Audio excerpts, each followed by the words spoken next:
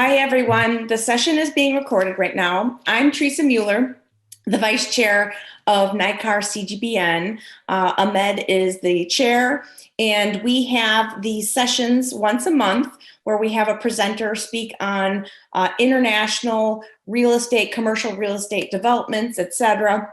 So every month it's a different topic.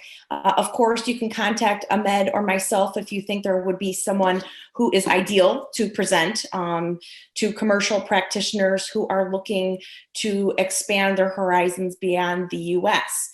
The format of today's session will be, I'm going to introduce Mike, and then he is going to give his presentation, but while he's giving his presentation, I encourage everyone to first put all your contact information in the chat section. And then additionally, if you have any questions, we don't have a Q&A button. So instead, you could put your question in the chat. I just ask that you put it in capital letters, question, and then the question after that. And hopefully I will get to all of it. I do ask that during his presentation, actually, the whole time, I prefer that everyone stay muted if you can. And then if you are asking a question, unmute yourself at that time and then remute yourself when you're done, because I know sometimes we'll have people in the background and you hear noises, etc. So just to kind of make it for clarity for everyone. And then also raise your hand also when you have a question, like during his presentation or later.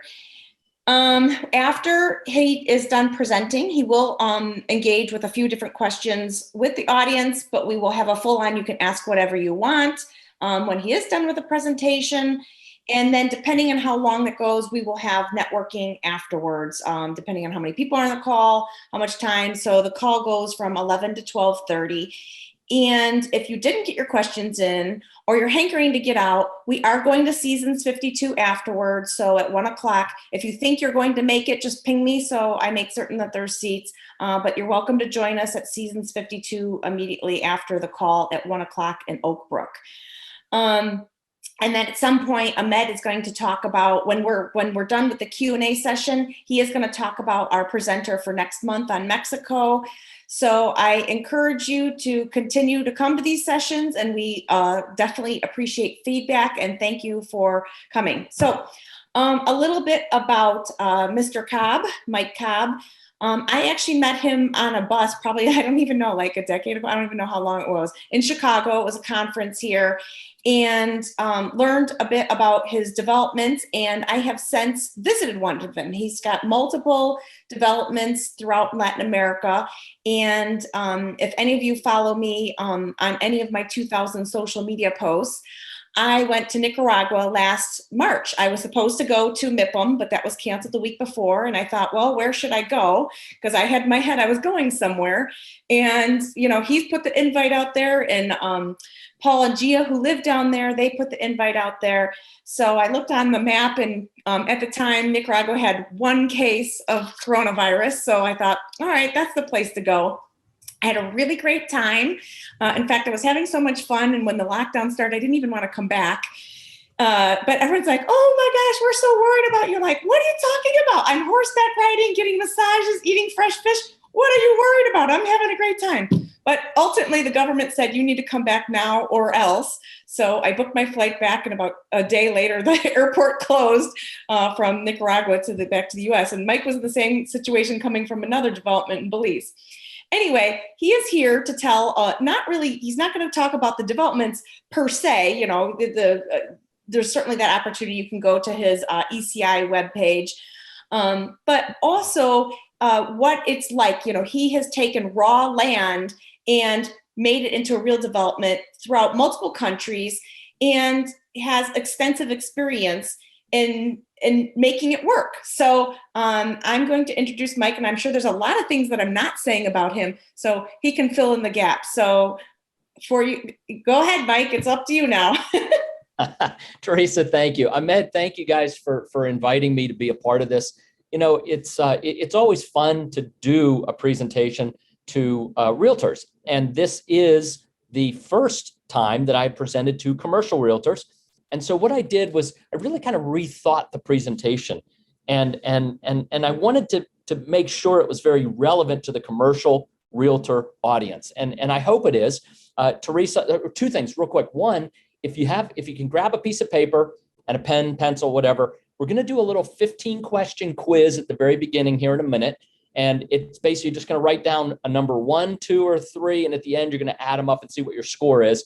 Or open up an XLS sheet or a Word document just so you can write these numbers in as we go through the questions. It's a fun little quiz. It's called, Are You Ready to Invest Overseas? And it's actually probably one of the best short quizzes analyses I've ever seen. I've been working in we started our company 25 years ago. I've been working in the region for about 30 now. And it's the best quiz analysis I have ever seen to really tell folks how easily and how well they can adapt to a life overseas or doing business overseas or investing overseas. And so we're going to do that in just a second. But I do actually want to hit one question up front. Teresa, somebody hit you with a question, you passed it on to me, and it's a great question. It's the question I think was along the lines of, why is Mike doing this? Are they raising money? And the answer is no. We're not raising money. We're actually very well funded, and the business we do with realtors is generally the retail residential realtors. And so we have a program in place. Ali Rodriguez is our real estate affiliate coordinator. She's on the call, by the way. And it's a referral program for residential realtors. But the commercial space is very different, obviously. And one of the things that got me very excited when Ahmed first brought this to my attention, Teresa, we started talking about it, was, our ability to possibly involve other people, commercial developers, commercial realtors in the United States who might be looking to partner with or looking for opportunities overseas. We do a lot of partnering. We do a lot of co-development.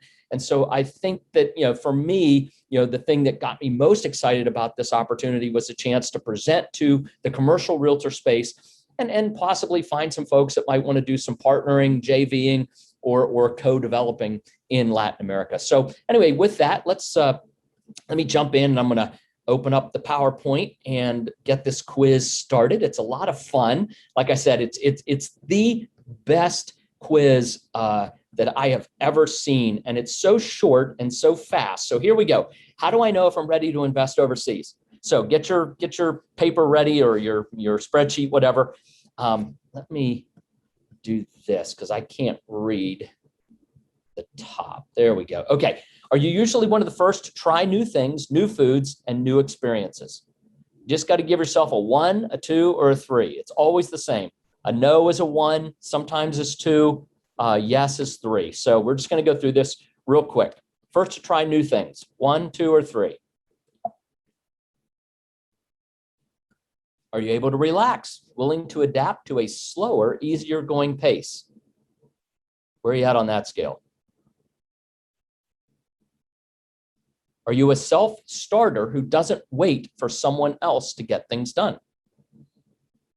Right? That's kind of interesting because the last one was, are you kind of chill? And now it's saying, are you a self-starter? But a lot of these things seem paradoxical, but they're really not. So are you a self-starter who doesn't wait for other folks? 1, 2, or 3. Are you willing to learn the basic phrases of a new language? Right? Are you willing?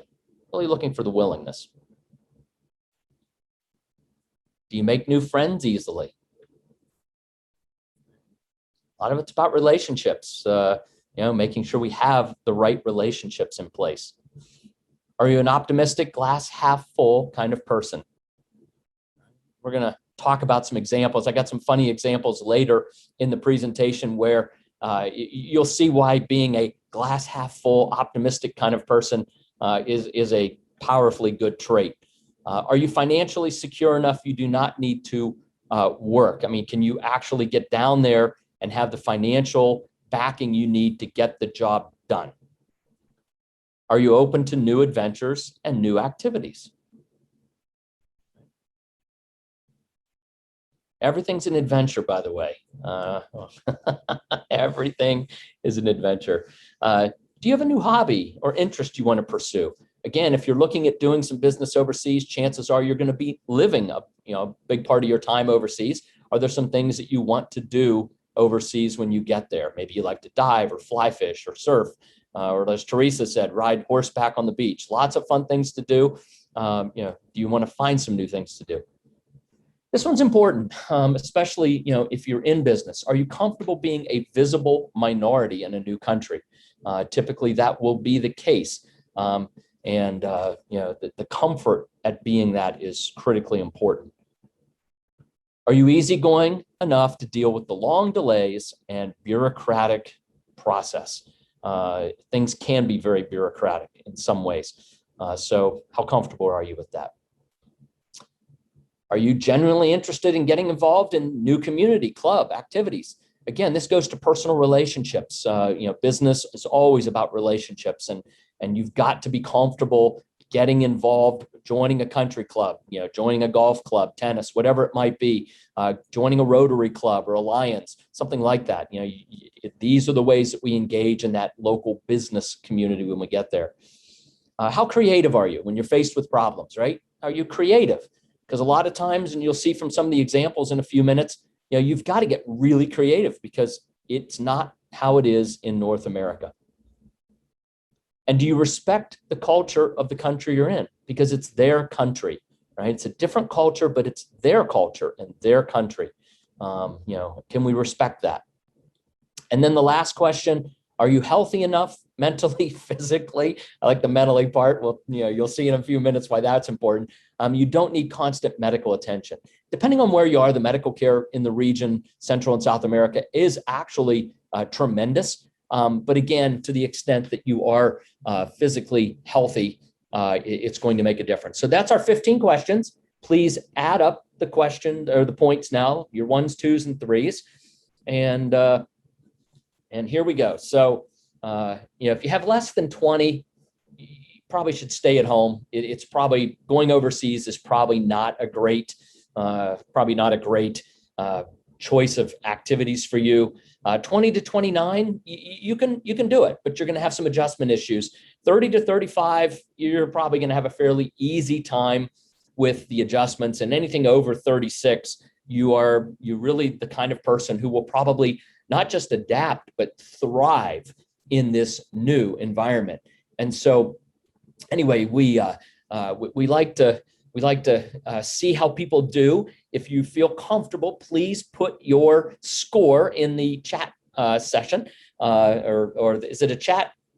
Teresa, I'm not sure what it is. A chat? Yeah, chat. So put it in the chat. We'd like to just see how people come through, and then obviously, we can talk about any of these questions or how these really impact going overseas in the Q&A at the end. At the end of the day, the real question that we have to think about, right, is this: how do I change how I think? How do I change how I think? Because we are going to a different country. We are going to a different culture. And if we're going to do business somewhere else, many of the things that we have here, many of the things that we recognize as ways to do business will carry forward, but some won't. And so this idea of comparing apples and oranges, right? That's the old adage. We don't compare apples and oranges. What do we compare, right? We compare apples to apples. But not all apples are the same thing. Thin slicing is very important. Nuance is critically important. And it goes fundamentally to a couple concepts. The first of these concepts is we don't know what we don't know, right? We don't know what we don't know. And I like to tell a little story. And if you speak Spanish, you probably already get the joke here. And I see David McCoy, you're already laughing. So yeah. Hey, David. Right. But if you don't speak Spanish, so when I actually lived in Nicaragua, our company, by the way, works in Belize, Nicaragua, Costa Rica, and Panama. We'll be in Mexico by the end of this year. So we're expanding into some other countries. But I actually lived in Nicaragua from 2002 through 2016. I lived in Nicaragua for 14 years, raised a family there, took a 2-year-old daughter, my wife and 2-year-old daughter. We moved there in October of 2002. And one of the directors of our company at the time was a gentleman by the name of Ernesto Leal. And Ernesto was a director of our business unit in Nicaragua called Grant Pacifica. But he was also, his full-time job was chief of staff to President Bolaños, the president of Nicaragua. And so Ernesto got married in between Christmas and New Year's. And I got invited to the wedding. My wife and daughter went back to the US to see her family. I stayed because of the wedding. And I got seated at a 10 top table with the president of Nicaragua. I mean, it's pretty incredible stuff, right? So, I mean, here we are at this wedding, and weddings last, 5-6 hours. I mean, they go on forever. Anyway, and so I'm seated at a 10 top table with the president of Nicaragua. It's great. The whole course of the evening, people are coming and going, but we're talking. And at the end of the evening, we trade business cards, and he writes his personal email address on his card. And it was a Saturday night. Monday morning, I go into the office and I think, you know what? I'm going to send President Bolaños a little, Merry Christmas and Happy New Year. And I'm going to use my best Spanish. I've been practicing my Spanish for a couple months, since I'd moved there. And so Feliz Navidad, Merry Christmas, y Feliz Año Nuevo. But I have a Dell or a Toshiba laptop or whatever it was with the American keyboard. And I've got the N, like just the N right there on the left, A-N-O, but I don't have the A with the squiggle over the top. But I'm like, well, who cares? I mean, what difference does it make, right? So I kick off an email to President Bolaños, Feliz Navidad y Feliz Año Nuevo.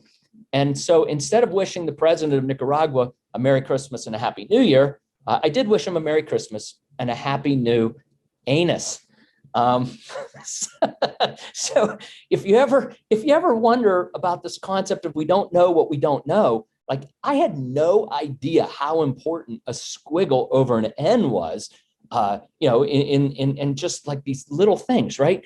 And it's a funny story. I mean, the man was gracious, never said a word about it. But I didn't know what I didn't know. And the other thing that we have to remember when we go overseas is we also need to forget what we think we know, right? A lot of times we make assumptions, right? And if you know the old adage, assume is it makes an ass out of you and me if you spell it out, right? And so, these assumptions that we bring with us can be very dangerous because again, they help us at home because they let us move quickly and deal with things. But overseas, they can be very dangerous. And if you we don't know what we don't know, and we need to forget what we think we know, and you make a synthesis of those two concepts, what you really have is the concept of humility.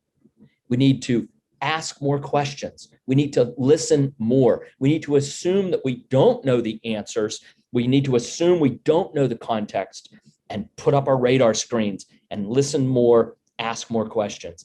And so I'm going to just run through a couple quick examples of assumptions, right? This idea that we would assume that if we buy a piece of property overseas, we can get there in the rainy season, the dry season, roads are roads, right? Well, I mean, here's a road that in the dry season is a beautiful clay hard pack road. You can drive 45, 50 miles an hour on it. And in rainy season, it's a foot of mud, right? And the idea that roads will get improved, a lot of times, the governments don't have money. If the road's going to be improved, the developer, the developer, us, whoever it is, has to spend a lot of money to do that. Again, a creek that in the dry season has no water in it, you drive across it and come out the other side. In rainy season, maybe you can get across it, maybe you can't. But obviously, if you're looking for all weather access, this is the kind of thing you want to see, bridges and bottos across all places where there would be water.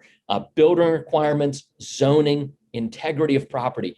This is the case of we need to forget what we think we know, right? Coming out of North America, we think, oh, of course there's zoning. We don't even think about zoning. We might pay attention to it because it's relevant specifically, but we assume that there is zoning, right? And we assume that the integrity of a property is good. I mean, that's why title insurance companies can make a ton of money in the United States because they very rarely have a case or a claim. But check this out. I mean, this is a deed map overlain with Google Earth.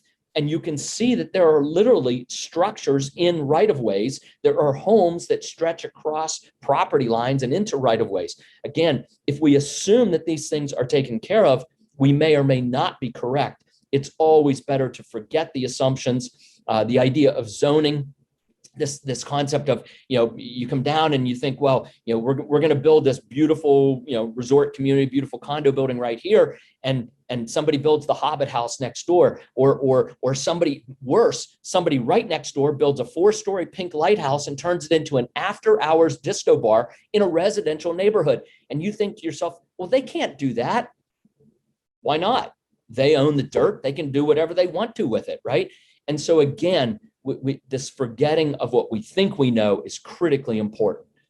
So now I just want to walk into a couple maybe funny, some are funny. I mean, I might have cried once or twice during this process, but in hindsight, they are kind of funny, right? This idea of planned urban development, hotel development. What was easier, what was harder, and then just sort of wrap up. And we're going to leave lots of time for Q&A and let the conversation go wherever it goes. But I was just doing some Googling around to see some projects in California, right? Our Grand Pacifica project is in Nicaragua. It's on the Pacific coast. And so I looked at some concepts in California that would be similar. Check this out. This Newport Banning Ranch project was formed in 2005.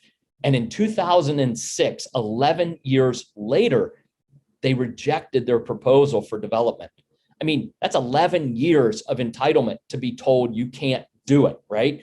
I mean, our Grand Pacifica property is 3.5 miles of beach. It's a mile deep, 3.5 miles long.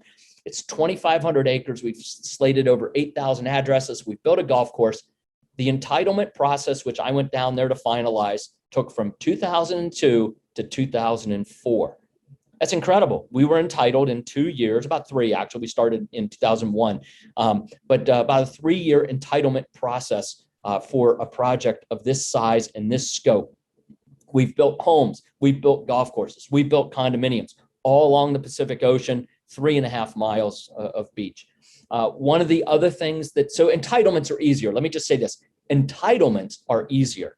The other thing that really I think attracts a lot of people to the region is the cost of labor and the skills in many ways of the labor. We have 96 people on our payroll: architects, engineers, CPAs, managers, executives, people of all caliber. Our total monthly payroll is under $100,000 for 96 people. So about $1,000 per person, including architects and engineers and just what would be very, very high paid professionals in the US, which they are high paid in Nicaragua, Costa Rica, Panama, and Belize. But the cost of labor is so much less that it makes it much more affordable to have the kind of people you need to do development. The low cost of labor lets you do things that would be very expensive in the US: fancy tile work, hand piece work. If you want to do a mosaic, I've seen a lot of people do mosaic. I call them carpets. They do a tile carpet in the middle of their living room, and beautiful mosaics, or woodworking. The type of skills in the tile and woodworking and also ironworking is phenomenal. The countries of the region produce highly trained, highly skilled people in these areas. So again, this is what you want to pay attention to. If we're used to building stick-built in the US, nobody builds stick-built in Central America and even South America. Everything's concrete. So if you try to build stick-built, you're not going to have a team of people that know how to do it. If you want to build concrete, tile, you want to do some great wood, ironwork, the teams, the people, the training is there to provide that. Labor is inexpensive. Equipment is expensive. I remember when we were doing this, so the 3 pictures that kind of, the machine there, I can't, the Japanese writing, I guess. Anyway, the machine that's laying the bricks, I went on the internet and found that picture. Somebody, sent me that a long time ago. We actually put every single brick in the street by hand. They were cut by hand. They were laid by hand. Labor is inexpensive. Machinery is expensive. The maintenance of equipment may or may not be available. That said, when we were building our golf course and doing our original development, there was no scraper in Nicaragua, El Salvador, Guatemala, or Costa Rica. We could not find a scraper. So we had to use bulldozers and graders and you can get the job done. But again, if we come with the assumption, well, I just need 3 scrapers and I'll be able to get this development project done. Well, maybe you can find a scraper. We could not. So again, sometimes the equipment that you do want is not available. So here's a few things that I just put in. It's kind of funny. Like, really? I mean, like a fire hydrant in the middle of the sidewalk? Well, obviously that's where it was on the plans and nobody caught it. And so that's where they put the fire hydrant, right in the middle of the sidewalk. Again, obviously you have to make adjustments for stuff like this. And as a developer, we have to, again, forget the things that we think we know. We don't know what we don't know. And if we don't know to look at the architectural plans for the wastewater, right, coming off of our toilets and into our sewer system, what the local architect may actually do is put in pipes that are local sized, right? But what that means is you can't flush toilet paper down the toilet. And there's always a little trash can by most toilets. Well, it's not the end of the world. It's just not what we're used to in North America. So again, if we're down there doing development, we have to check for things like the size of the sewer pipes so that we can actually get, the standards of what a North American consumer is used to in their home or condominium. I mean, thank goodness. I mean, this is our chief operating officer sent me this. One of his clients sent they'd done a sketch for what they wanted in the shower, right, for the drain, right? And I think everyone in this call kind of looks at this and goes, yep, I understand what they were asking for. But you know what? If you didn't watch that going in, or you didn't have somebody who really understood what was going on, you get what you got on the right side, which won't drain, obviously. And then just a couple other things, that again go to local standards that don't meet a North American standard. There was no hot water. Some plans that we had developed for our tiny homes in Belize, these are on the left, these are our tiny homes in Belize. The architect delivered plans with no hot water to the sinks or the washing machine. And again, it's not the end of the world if you don't have hot water in your sinks, but as a North American consumer, we expect that. So, this is kind of stuff we look for. Or, the light switches for the main room, you actually had to walk across the room. You had to open the door, walk across a room in the dark to get to the light switch as drawn on the original set of plans. Again, if you don't know to look for those kinds of things, then they get built. Well, you have to either rebuild it or take what you get, right? So again, it kind of goes to this idea, we don't know what we don't know, but we also need to forget what we think we know, which is that the architect is going to run hot water to all the sinks. And then just to give another example, at one point, for a period of a little over 2 months, the entire country of Belize ran out of cement. And so, I mean, it's just hard to factor in. It wasn't even that you could pay more to get cement. There was no cement for a couple months. So again, these are the kinds of challenges that come up that, again, people aren't always thinking about. And then I always like to come into the money considerations too. Coming out of North America, as commercial developers, we're used to not fairly liquid. We're used to incredible liquidity, right? Banks have a ton of money that they're looking for opportunities to lend it. Interest rates are generally pretty low for the consumer commercial marketplace. Not true in Central and South America. There are exceptions. The larger economies, Mexico, Brazil, Argentina, they tend to have decent liquidity. Interest rates are higher. But one of the things that we've learned is that you have to be flexible. You have to be creative. That goes back to one of the questions in the quiz. How creative are you? We have a Marriott hotel under development in Belize, and we could not get funding in any what I would call traditional sense. The North American lenders wouldn't do it. It wasn't happening in any kind of traditional sense. We were able to go out and tap into the crypto world, and we were able to get funding for a hotel vis-a-vis a crypto backing. And so again, this creativity allowed us to get the job done. So, normally in the US, we probably wouldn't think crypto, but there you need to be thinking about stuff like that. And also, this is also a big one. And in fact, I said, I've been working in the region for about 30 years. My first business 30 years ago was I set up a mortgage company in Belize. Full disclosure, we did take the mortgage company and turn it into a bank. So I am one of the founders of a bank in Belize. But basically, we're still a mortgage company because there's no mortgage money. A bank here in Chicago is not going to lend money on a condo in Belize or Nicaragua or Panama or Costa Rica or Argentina or anywhere. They're simply not going to use that as collateral. And the banks down there, one of two things, either A, won't lend to a foreigner, right? They just simply will not lend to a non-local, or the interest rates are so high, double digit, that it's just not really a viable mechanism for consumer finance. And so one of the things that developers have to think about is, if you go down and you build 50 condos or 50 homes or whatever, how are you going to sell those? How are you going to be able to provide financing to your customers? Because many clients coming out of North America absolutely expect to put 20, 30% down and finance the rest, right? I mean, this is what we do, and so as the developer, you either have to figure out how to give that financing to the consumer, or your consumer has to be prepared to write a check for 100% of the cost of that home or condominium. So again, thinking that stuff through ahead of time makes a lot of sense. And then also just this idea of project financing being nearly non-existent. Again, North American lenders are not going to lend money for a project overseas. We banged our head for 18 months with our Marriott and Belize on that. We got creative. We found another solution. Private equity money is another way to come at it. So these are the kinds of creative solutions on the money side that a commercial developer would need to really be thinking through to be able to achieve their project goal, but also to be able to serve the consumer who wants to own the product once they're done building it. Just a quickie little on the market.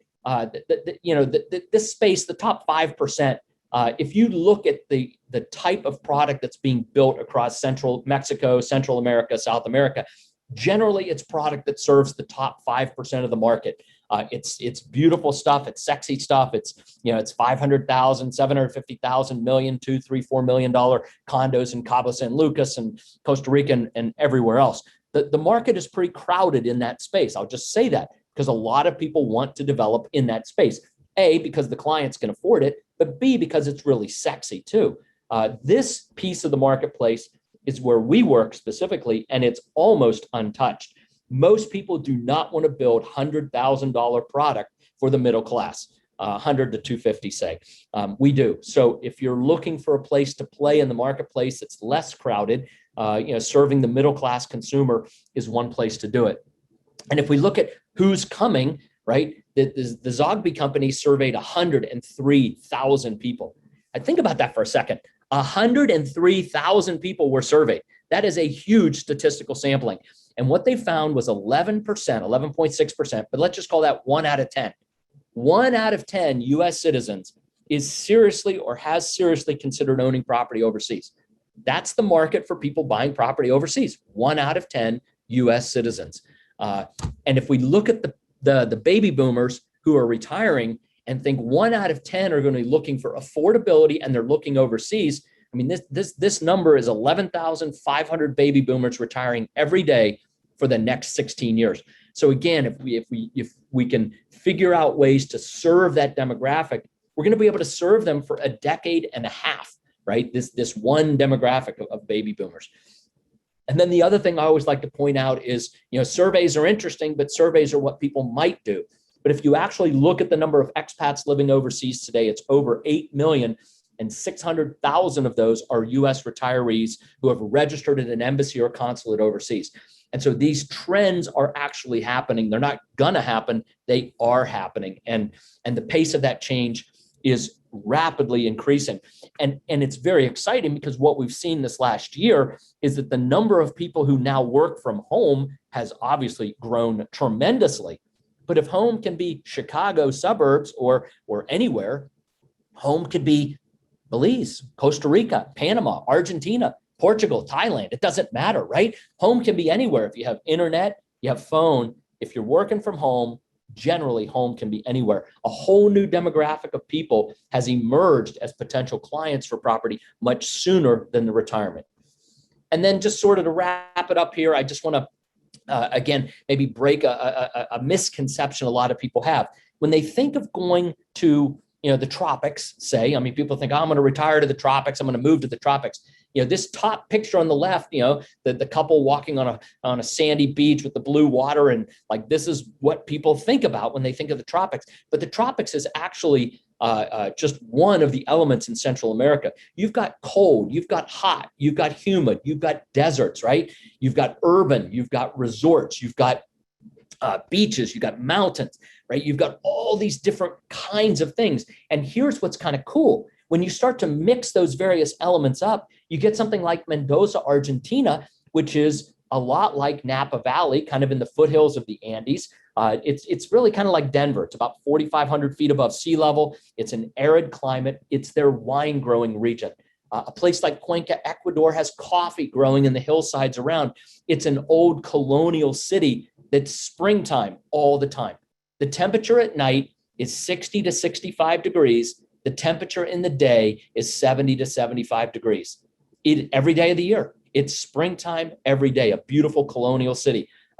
If a lot of people are looking for desert. They like Phoenix, but they like the ocean. Well, Phoenix at the ocean is actually Cabo San Lucas, Mexico, or many places along the Baja Peninsula where you've got desert at the ocean. People looking for Key West or some of the Caribbean islands, British Virgin Islands, Caymans, that type of environment. A place like Ambergris Key, Belize is a very affordable solution.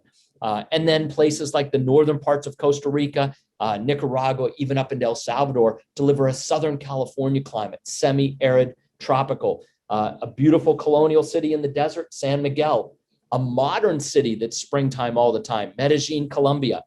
A beautiful colonial city on the Caribbean, Cartagena, Bariloche, Four Seasons, Panama City, a modern city. So again, you can mix and match a lot of these different geographies to come up with some pretty cool environments that people are choosing. And the reason they're choosing is truly a cost of living and a quality of life. My wife, Carol, and my daughter, Amanda, we moved to Nicaragua in 2002. We had another daughter, Emily, who came along a couple years later. And by 2006, it was time to go back to the US. My job was done. I'd hired the architects, engineers. We hired a chief operating officer. We built the team. Time to go back to the States. And my wife and I went out to dinner one night. And at the end of dinner, it was really clear that we wanted to stay in Nicaragua a while longer because we loved it there. The quality of life was phenomenal, still is phenomenal, and the cost of living a fraction of what it would be in the US. And so we stayed another 11 years. We were there a total of 14 years. The medical care, again, can be great depending on where you're located and very, very affordable. Just to give you an idea of the kinds of properties that we develop, but not just we. Again, if folks are looking for joint venture opportunities, or if you're looking to come down and be my competitor, please come down. I love validation in the marketplace, and nothing validates a marketplace more than multiple people doing the same things. So, but beautiful 1,000, 1,200 square foot homes, 139,000, oceanfront condominium from 130 to 150,000. Sort of the sweet spot of the marketplace would be a 3-bedroom, 2.5-bath home at $250, and then something bigger in the $400 to $500 range. But again, these are the price points that we found serve that middle class marketplace very, very well. I mentioned our Marriott in Belize. It's in development right now, be under construction by the end of May. Very, very exciting. And that's not really so middle class, but this is. We have a Best Western franchise in Belize on Ambergris Key as well. Studio condominiums starting at $100,000. So again, serving that middle class marketplace with a product that they can afford and being able to offer the folks up to 80% financing. Again, something that we need to be thinking about as developers, and then being able to offer it across the region. This is really our business model. We took the Del Webb Sun City model from the US and we said, let's just take a model that's been proven phenomenally successful in the US, right? And just take it to Central and South America and replicate it. And that's what we've done for the last 25 years. Again, very, very successfully serving a middle-class consumer that wants that. So Teresa, I'm done. If folks want to get a hold of me specifically, again, Mike Cobb, and then info@ecidevelopment.com. I'm going to, I guess, take questions now, Teresa. Is that what we're doing? Yeah. Okay. Yeah. Thank you very much, Mike. So I do have some questions offline here. Ahmed, are you able to unmute yourself and ask one of your questions? Go ahead. I've sent it to you. Okay. Do you have it there? Yeah. Ahmed's shy, so I'll ask for No. him. So one of the questions that he was asking, and this comes up a lot when we were doing our presentation for NAR and global stuff, is talking about personal connections and how important it is to have personal connections where you're doing business. And for you, it's Latin America. So can you speak to that a bit? I can, and it really is important. And a couple of the questions in that little quiz at the very beginning really dealt with, how comfortable are you making new friends? How comfortable are you finding new activities? Because again, you want to make new friends. You want to get involved in the country club, the Rotary Club, the Lions, maybe a church or whatever it happens to be. Because again, that's how we start to build new relationships when we go overseas, and they are critically important in the business world. But what I have found is, and I hate to say it this way, but I will, I'm very blunt. So let me just be blunt. I find that there are people who prey on the new person in the region, that they're really looking for that new guy or girl coming down who are excited about doing business or maybe buying a property, but we'll stay on the starting a business, doing business side of things today. And what they generally do is they talk about how, they're connected to everybody. Yep. My cousin is the president. My niece is, the attorney general. I've got a brother who's a deputado or whatever. I mean, it's all about who they're connected to. It's connection. And yeah, connection is really important. But what I have found to be true is that, and this is how we've run our business from the very beginning, is I don't really care who someone's connected to. What I look for is competence, right? I want to hear somebody tell me, yep, we built this highway over here. We built the hydroelectric dam. We built a bridge down here. We're building a new building, a new skyscraper in town, whatever it is, right? This is what we do. This is our project. Because here's what's absolutely true, that if they're competent, trust me, they are also very well connected. Anybody, because look, I mean, the power brokers of any country are business people generally. I mean, but many of the politicians are also business people. And you know what? They want competence. When they're working with people, they have a skyscraper to build. They want to build their office. They're building a bridge, they're building a supermarket, whatever they're building. Like, they want competence. And so the people who are competent are also extremely well connected. And so when I meet people, I pay attention very clearly. Are they leading with connection or are they leading with competence? And if they're leading with connection, I'm happy to meet them and it's great to know somebody. But what I'm looking for in business is somebody who leads with competence, because they are also very, very well connected. So anyway, that would be my thought on connection versus competence, but connection and competence. So Mike, Mike, sorry, can I follow up with that? What he just said, because I've had experience living in outside of North America, dealing with bureaucracy. Mike, so one of the things that I'm always concerned about is bureaucratic red tape and corruption. So have you ever confronted a situation where you were asked to pay off somebody? Thank you. Yeah, great question. In fact, I tell it's not a funny story. Well, it is a funny story. Anyway, yeah. We've been working in the region for now 30 years, but with ECI, our development company, 25 years. We have never paid a bribe. In 30 years of doing business, 25 years as ECI, we've never paid a bribe. And sometimes it's challenging. Let me tell you, because the bribe is definitely the faster way to get something done. I'm not going to say it's easier, because I actually think it's a lot harder. It's faster. It appears easier because you pay somebody off and boom, you've got a permit or you've got whatever you've got. But here's the problem. If you pay once, you pay forever. And my tongue in cheek remark is, first time you pay a bribe, just run down to the local tattoo parlor and get a big $ green tattooed right in the middle of your forehead, because you are now marked as a payer. And everyone comes out of the woodwork then. And I've watched a lot of people stumble into that that situation and have had to pay and pay and pay and pay and pay forever. So what we've done as an organization and what we continue to do as an organization is we do a ton of corporate social responsibility. We've built 3 health clinics in Nicaragua. We've donated 6 or 8 ambulances, police cars, motorcycles for the police. We've done millions of dollars of corporate social responsibility in children's health, education, equipment.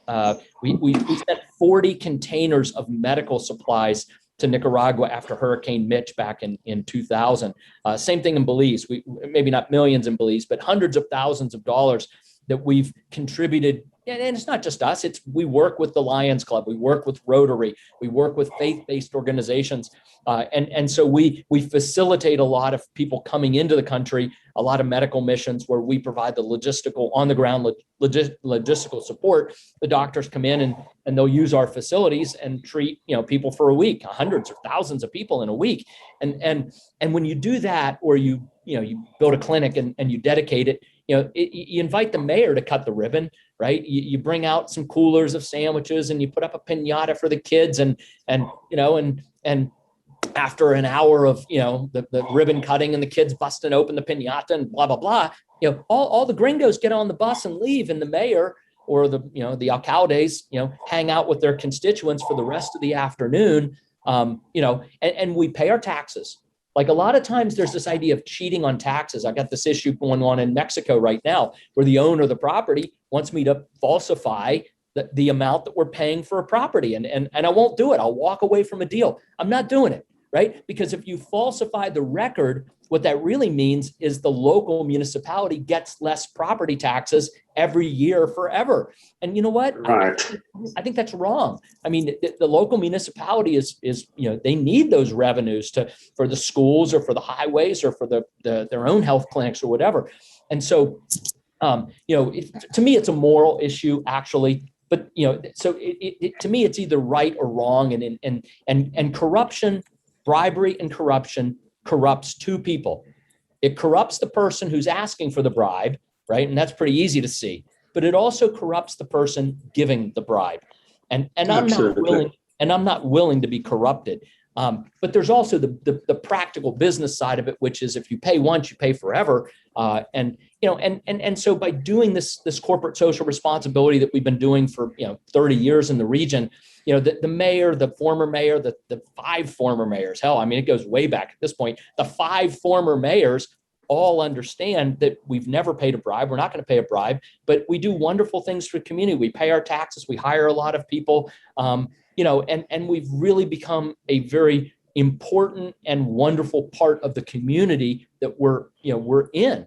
And we get incredible support. If somebody at the national level is holding us up on something, we can call the mayor, the vice mayor, say, hey, can we pick you up, take you to Managua? Can we take you over to Belmopan in Belize? Can we take you to David in Panama? And can you go sit with whoever it is that's looking for a little of this, and just say, hey, you're holding up you're holding up jobs in my community. These guys are good guys. Just go harass somebody else, and it's worked tremendously. Yeah. So we're still in the Q&A session before we do a quick roundtable of networking. And if you have if you have questions for Mike, please type it in the chat. I have certainly questions I can ask him, but if there's something else that you would like to ask, please type it in the chat. One of the next questions is, Mike, you've now been all over Latin America. What is your either favorite country to work in, or where do you think the next big opportunity is? It's a great question. What we have found is, when Del Webb bought his very first piece of property outside of Phoenix, Arizona, to build the very first Sun City, it wasn't long before he realized that not everybody who's retiring to warm weather wanted to live in the desert of Arizona. People wanted to live in Mexico or California and Texas and Florida and all these places. And so, he started developing properties around. And for me, it's really about serving the consumer where they want to be. There are people who who love Belize. They love to fly fish. They love to dive. They love that Caribbean water. There are other people who love to surf and want the bigger waves. They love to golf year round. And for someone like that, Nicaragua, Costa Rica, Panama would be a great destination. There are other people, by the way, who don't want to be at the beach. Like, their idea of a perfect tropical retirement is not at the beach. It's up in the mountains. It's in the highlands. And we were able to acquire a property in the highlands of Panama last year for our Freedom Village. And that's sort of that springtime, all the time kind of weather. So again, I would say there's no place that, from a development standpoint, that's my favorite. I want to build what the clients want to own, right? And so we look at that. I am excited about Mexico. Mexico has been an incredibly popular destination for U.S. expats for 100 years. I mean, going all the way back to the 20s and the 30s. I mean, all the movie stars were going to Acapulco and other places, in the 50s and 60s, and had homes there. And so Mexico, I think, is very exciting for us because it's going to open up a segment of the marketplace that's been highly popular for North Americans, U.S. and Canadians, for a century. And so I think, Mexico is exciting, but again, it's not my favorite. If I had to pick my favorite, I love Nicaragua. We lived there for 3-4 years because we had to, and then for another 11 years because we wanted to. And again, that was a quality of life. I like the dry climate. I like the Southern California. It's not humid. I guess 3-4 months out of the year it's humid, but 8 months out of the year, 9 months out of the year, it's actually very dry. It's warm. I don't know. I enjoyed Nicaragua personally, but again, as someone in business, it's not about what I like. It's about what other people like, and serving them with products that fit their needs and desires. And of course, you do not speak Spanish, or limited Spanish. Is that correct? Yeah, as the joke on myself would let you know. Yes, that is true. Yeah. Okay, so we're coming up on 12 o'clock, and I didn't see any additional questions in the chat.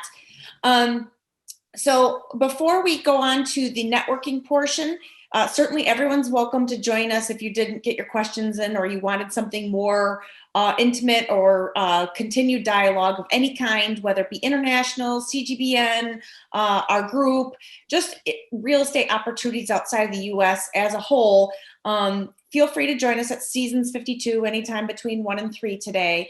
Ahmed, before we go on to the networking session, Ahmed just wants to give a plug for what we will be doing next month with our presenter. So go ahead, Ahmed. Thank you, Teresa. Mike, as usual, no disappointment here, man. Great job. Thank you very much. The first time I heard Mike do the presentation was in the Philippines. And then thereafter, every international conference, I found this guy there. So I didn't know whether I was following him or he was following me. I'm following you, Ahmed.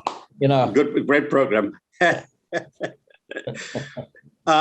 Our upcoming event next month, through one of our CGBN members at the last meeting, Mark Gross, said, hey, listen, let's stay closer to home. So how about the next program in North America? And he said, Mexico.